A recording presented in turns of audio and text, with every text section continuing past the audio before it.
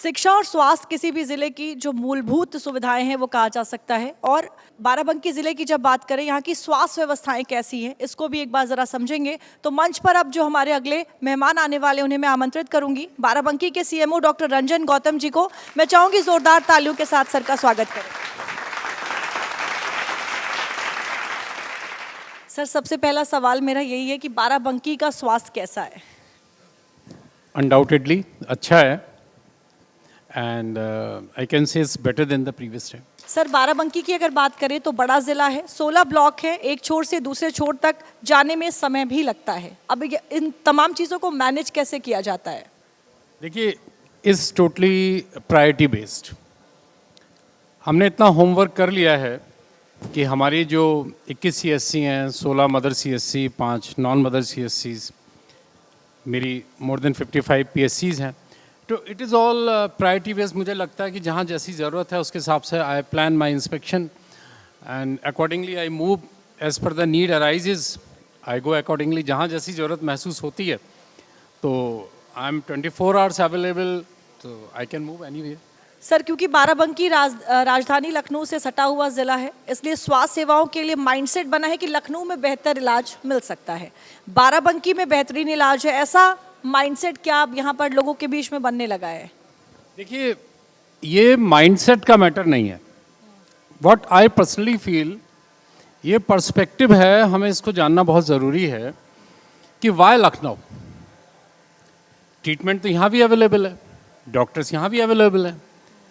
अब ये पर्सपेक्टिव जो है, इसके पीछे का हमें मोटिव जानना है। What is the reason behind? क्या किसी ने वहाँ कोई स्पेशल डॉक्टर बताया है, या किसी रिलेटिव का ट्रीटमेंट हुआ है पेशेंट के तो उसने इस चीज़ को प्रायोरिटाइज़ किया है, या उसको प्रेफरेंशियली बोला है? तो ये जो रीज़न है, ये जानना बहुत ज़रूरी है। जब तक हम पेशेंट से बात नहीं करेंगे कि ठीक है आप लखनऊ जाइए, अगर आपको स्पेशलिस्ट ओपिनियन की ज़रूरत है, सेकंड ओपिनियन की ज़रूरत है, आपको किसी एडवांस इन्वेस्टिगेशन की ज़रूरत है, तो डेफिनेटली आप लखनऊ जाइए। लेकिन as far as medical facilities concern, तो we have equal doctors, equal facilities, we can give you the right treatment out here. लेकिन फिर भी अगर हमें लगता है कि किसी को जाना है, उसको संदर्भन की आवश्यकता है, if he or she finds herself or himself in a better scenario to go over there, तो हमें रोकना तो किसी को नहीं चाहिए। बट यहाँ भी वही सुविधाएं अवेलेबल हैं जो लखनऊ में है। सर, इसी से जुड़ा हुआ मेरा अगला सवाल है कि ज़िला अस्पताल में सुविधाएं हैं, बेहतर डॉक्टर भी हैं, लेकिन जो मामला है वो भरोसे का है। आप प्रचार उतना नहीं करते जितना प्राइवेट हॉस्पिटल्स करते हैं, जबकि जो बड़ी बड़ी जांच है वो सरकारी अस्पताल में देखा जाए तो मुफ्त में ही हो जाती हैं। अब इन तमाम चीज़ों को लेकर जो जागरूकता है वो कैसे फैलेगी? देखिए, आपने दो चीज़ें बड़ी इंपॉर्टेंट कही। पहली चीज़ भरोसा। तो भरोसा तभी तो आएगा जब आप हमारे साथ इंटरेक्ट करेंगे, जब आप हमारे साथ जुड़ेंगे, जब हमको भरोसे का मौका देंगे, जब आप हमारी सुविधाओं से जुड़ेंगे, हमारी एक्सेस होगी आपके साथ में, आपकी हमारे साथ एक्सेस होगी, आपको लगेगा कि government hospital is also providing you the better and good treatment, तो आप नेचुरली यहाँ रुकेंगे, एक भरोसा भी कायम होगा। सेकेंडली, एक आईसी की बात जो आपने कही कि एडवर्टीजमेंट की बात, तो गवर्नमेंट तो एक 100% डिवोटेड संस्थान है। गवर्नमेंट तो एक इंस्टीट्यूशन है, उसको किसी जागरूकता की आवश्यकता नहीं है। हम लोग तो totally 100% we are devoted for the patients, we are for the patient. तो इसमें हमको कोई मार्केटिंग तो करनी नहीं है। We have to deliver the services, और सर्विसेज जो होती हैं हमेशा इंस्टीट्यूशनल होती हैं, एक इंस्टीट्यूशन देता है।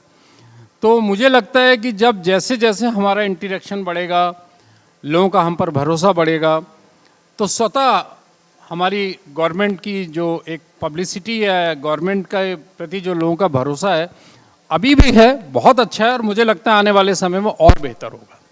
सर, आपने कहा कि गवर्नमेंट ऑर्गेनाइजेशन है, पब्लिसिटी नहीं कर सकते, बातचीत से भरोसा बढ़ेगा, लेकिन क्या सिर्फ बातचीत से ही भरोसा, क्या और भी तरीके हैं? देखिए, बड़ा अच्छा सवाल है आपका। बात पब्लिसिटी की नहीं है, बात यह है कि जो हमारे सरकारी हॉस्पिटल्स में, संस्थानों में सुविधाएं हैं, क्या उन सुविधाओं को हम त्वरित दे पा रहे हैं? क्या हमारा मरीज बिना किसी अनावश्यक विलम्ब के उन सुविधाओं को ले पा रहा है।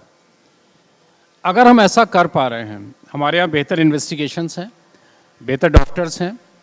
अब डॉक्टर तो एक क्वालिफाइड है, डॉक्टर का पेशेंट एक्सपोजर कितना है that all depends how doctor teach the patient. बड़ी अच्छी बात है आपकी कि व्यवहार, अगर डॉक्टर टू पेशेंट एक अच्छा हेल्दी कम्युनिकेशन है, एक ट्रस्ट रिलेशन है, एक ट्रस्ट इम्पार्टिंग है, और प्रॉपरली हम अपने पेशेंट को समय दे पा रहे हैं, अटेंड कर पा रहे हैं, हम गवर्नमेंट में रह के भी बहुत बहुत अच्छी सुविधाएं दे सकते हैं और देने का प्रयास कर रहे हैं। हमारी इतनी आशा बहनें हैं, हमारी आशा बहुएं हैं, हमारे इतने वर्कर्स हैं, more than 3000 ASHA workers are here in our district.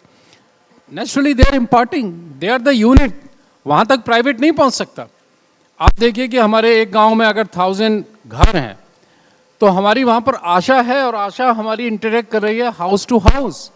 She is aware of each and every member who is pregnant, who is old, who is sick, who is infant, who is neonate, when to deliver, when not to deliver, what are the risk factors। तो मैं समझता हूँ कि जिस unit पर government अपनी सेवाएं दे सकने में समर्थ है, सक्षम है, वो उतना प्राइवेट इंस्टीट्यूट नहीं सोच सकता।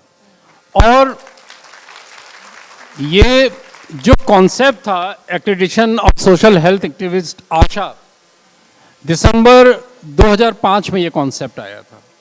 और जब ये कॉन्सेप्ट आया था, मैं इनके मास्टर ट्रेनर बैच का पहला कैंडिडेट था। मुझे लगा था कि हम एक आशा बहू को इंकल्टेट करके, इंट्रोड्यूस करके उस घर से जोड़ सकते हैं, उस समाज से जोड़ सकते हैं जो वंचित है। एक यही तो यूनिट है हमारी जो लास्ट स्टेप पर वर्क कर रही है।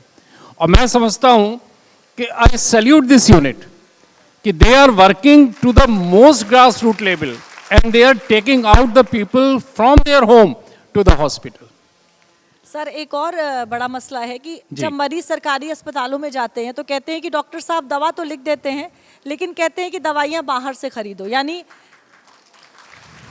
हाँ प्लीज, यानी दवाइयाँ जो हैं वो पर्याप्त मात्रा में उपलब्ध नहीं होती, जबकि सरकार पर्याप्त से ज़्यादा ही उपलब्धता कराती है। अब इसको कैसे सुनिश्चित किया जा रहा है कि दवाइयाँ भी सरकारी अस्पतालों में मिल सकें? देखिए, मैं बाराबंकी का सीएमओ हूँ और मैं यहाँ इस हाउस में ये विश्वास दिलाता हूँ कि मेरी खुद टेस्ट की हुई, काउंटेड, रिलाइड डिस्ट्रिक्ट हॉस्पिटल में more than 380 medicine are available. इसको हम लोग EDL कहते हैं, एसेंशियल ड्रग लिस्ट। हमारी PSC पर 200 से ज़्यादा दवाएं हैं। इवन हमारा जो एक कम्युनिटी हेल्थ सेंटर है जिसको हम लोग आयुष्मान आरोग्य मंदिर कहते हैं, वहाँ इस समय आउट ऑफ 84 मेडिसिन हैं। तो ये कहना बड़ा मिसनोमर है। मुझे लग रहा है कोई इस तरीके से लोगों में भ्रांति फैली हुई है कि मेडिसिन नहीं है। I personally feel the best antibiotic which any private doctor prescribes to the patient is available at PSC level. जो मेरे यहाँ सब कहीं ना कहीं आप लोग हेल्थ से जुड़े हुए हैं, मैंने खुद जाके आपकी PSC CSC पर देखा। एक छोटा सा एग्जाम्पल दे रहा हूँ कि आजकल बहुत चर्चित दवाइयों में दवाइयाँ हैं, जैसे एमोक्सिसिलिन क्लेवोनेट कॉम्बिनेशन है, ऑगमेंटिन लोग लिख रहे हैं, बहुत से ऐसे सॉल्ट लिख रहे हैं, और वो सारे सॉल्ट हमारे प्राइमरी हेल्थ सेंटर पे अवेलेबल हैं। तो मैं इस भ्रांति को बिल्कुल बिलीव नहीं करूँगा कि हमारे यहाँ मेडिसिन अवेलेबल नहीं है। ये एक दुष्प्रचार हो सकता है। ये प्राइवेट मेडिकल स्टोर वाले शायद इसलिए करें कि उनके यहाँ से दवा लिखें, और मैंने इस चीज़ को आके सुनिश्चित किया है कि कोई भी डॉक्टर बाहर से दवाई नहीं लिखेगा, because we have adequate and enough number of medicine district hospital to Ayushman Arogya Mandir at the village level. Sir, सरकारी हेल्थ इंफ्रास्ट्रक्चर में एक बड़ा सवाल होता है जांच मशीनों का। बाराबंकी का जिला अस्पताल हो या फिर सामुदायिक स्वास्थ्य केंद्र हो, यहाँ पर क्या स्थिति है? जो ये तमाम जांच मशीनें हैं, इनको लेकर क्या अभी स्थिति बनी हुई है?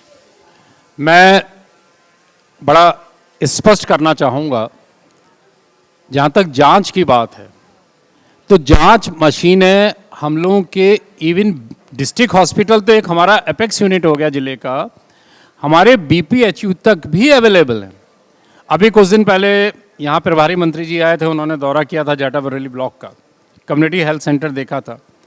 मैं कभी आप लोगों से भी कहूँगा कि आप हमारी ब्लॉक प्रोग्राम जो हमारी यूनिट्स हैं वहाँ जाइए, देखिए कि हमारे यहाँ वहाँ पर सेंट्रीफ्यूगल भी अवेलेबल हैं, हमारे इवन वायरल मार्कर्स तक अवेलेबल हैं। तो आई डोंट थिंक कि कहीं कोई किसी लेवल पर कमी है। इन्वेस्टिगेशंस अवेलेबल हैं, एग्जामिनेशन अवेलेबल है, अवेलेबिलिटी है। अब बस ये है कि पेशेंट का जो एक पर्सनल पर्सपेक्टिव इन्वॉल्व हो जाता है कि आप वहाँ चले जाओ, वहाँ अच्छा इलाज होगा, तो I think that is merely because of some advertisement, or you can say some, I cannot say it is awareness, rather it's sort of professional practice they people are adopting. Sir, क्या जिले की सभी गर्भवती जो महिलाएं हैं उनकी पहली तिमाही में एएनसी रजिस्ट्रेशन और नियमित जांच सुनिश्चित हो पा रही है? बिल्कुल हो पा रही है, और आप ही लोग विटनेस हैं। और मैं बताऊं, सिर्फ पहली एएनसी नहीं, मैं पूरे प्रदेश, हालांकि बहुत जिले मैंने भी देखे हैं, मैं दिन रात रिपोर्ट्स भी देखता हूँ, मेरे अपने बाराबंकी में not only 1, 4 ANCs are being followed up. तो जहाँ 4 एएनसी होंगी, बड़ा अच्छा सवाल है आपका ये, क्योंकि हमने प्रेग्नेंट मदर को फर्स्ट एंटीनेटल केयर में रजिस्टर कर लिया। अब वो हमारे पास रजिस्टर्ड है, वी नो कि उसका जो पहला बेबी था वो कितने दिन पहले हुआ था, या इट्स अ फर्स्ट बेबी, या पेशेंट जब हम इन्वेस्टिगेट करते हैं तो मेरा पेशेंट को कहीं एनीमिया तो नहीं है, कहीं उसको कोई मॉर्बिडिटी ऐसी तो नहीं है जो साथ साथ चल रही हो जिसकी वजह से इसको आगे चल के प्रॉब्लम हो जाती हैं। मैंने यहाँ बड़ा जोर दिया है और अनुरोध किया है अपने बाराबंकी की सभी हेल्थ यूनिट में कि अगर आपको एंटी नेटल केयर के दौरान कोई भी mother out of 4 ANC, you are talking about 1 ANC, I am talking about 4 ANC, कहीं भी कोई हाई रिस्क प्रेगनेंसी मिलती है, या उसका हीमोग्लोबिन 9 से कम है, या आपको लग रहा है कि उसके शरीर में सूजन है, या लग रहा है कि आपको उसको दौरा या कन्वल्जन्स आ रहे हैं, तो even I have instructed my superintendents, MOICs to note down the name of that particular person and have a review कि this patient has to be delivered in specialized hand, जिससे कि हम एक माँ को सिर्फ कॉम्प्लिकेशन से ही ना बचाए, माँ का प्रसव सुरक्षित कराए और माँ को एक सुरक्षित प्रसव के साथ एक सुरक्षित बच्चा भी दे पाए।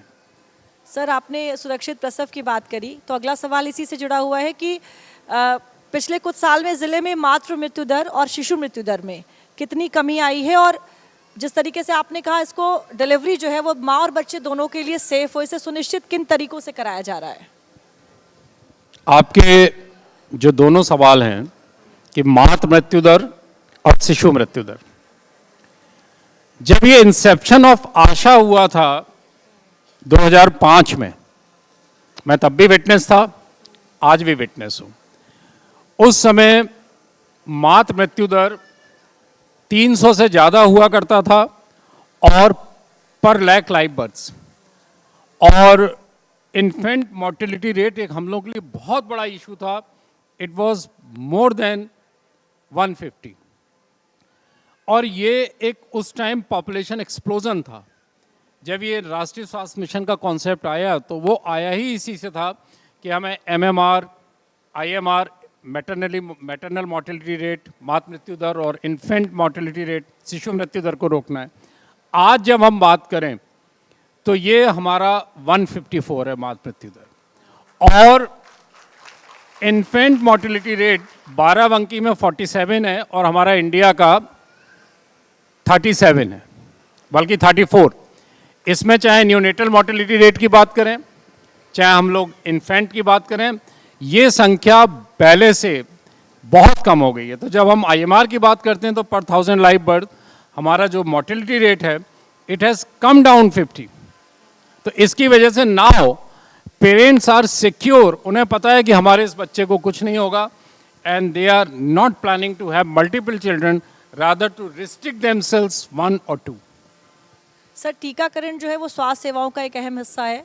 बाराबंकी में क्या अभी भी ऐसे कुछ ग्रामीण इलाके जहाँ पर 100% टीकाकरण नहीं हो पाया। अगर जवाब हाँ है सर, तो फिर दिक्कत किस तरीके की आती है? देखिए, टीकाकरण वो बहुत पुरानी बात हो गई जो हम लोग नहीं कर पाते थे। आज हम हर संभव बीमारी का टीकाकरण कर रहे हैं, और अगर हम एक सिग्निफिकेंट एरर को छोड़ दें, that is a 5 to 7% transitional population, जो ट्रांजिशन पॉपुलेशन हमेशा माइग्रेशन में रहती है, अपार्ट फ्रॉम दैट माइग्रेटरी और transitional population we achieve the target of 93 to 94%. And you will definitely surprised to know that because of this immunization we have been able to control even encephalitis.